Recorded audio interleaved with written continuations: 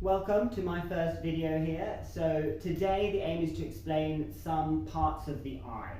So we're going to explain the sclera, the iris and the pupil, which should then set you up nicely so that we can talk about what the cornea is and what the limbus is.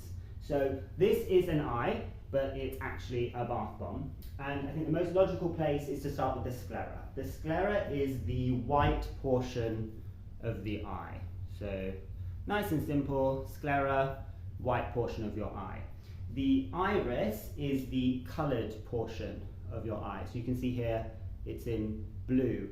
And basically when the iris contracts, the hole in the eye gets smaller, so less light goes in. And then when the iris relaxes, the hole in the eye is larger, so more light can go in. And basically the hole in the eye is the pupil, nice and simple.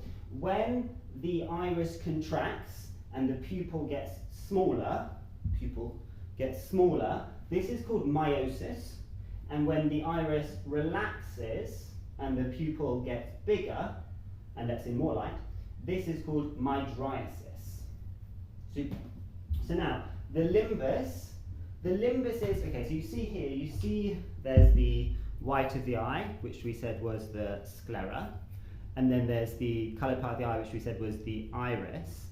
The line between the sclera and the iris that goes all the way around, the border, the line of demarcation between those two structures is called the limbus.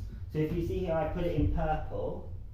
You see white of the eye, line of border, iris, that is called the limbus. Now the cornea, a good way to think of the cornea is that it's the glass dome that sits over the top of the iris and the pupil, So if we were to look at the eye from the side, it would look like this.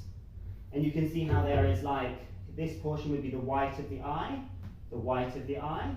and then we reach the iris and the pupil. That's the limbus, the purple bit, and the glass dome over the pupil and over the iris, this is your cornea. So the only important thing I would say about the cornea is that it's not stuck to the iris and the pupil in the way that it looks like it is in this bath bomb. You see it's almost like it's stuck to the iris and stuck to the pupil. The iris and the pupil are slightly set back, and it is helpful just to think of it as literally a glass dome structure. So there is a nice little gap here. Thank you for watching, and hopefully you learned something cool.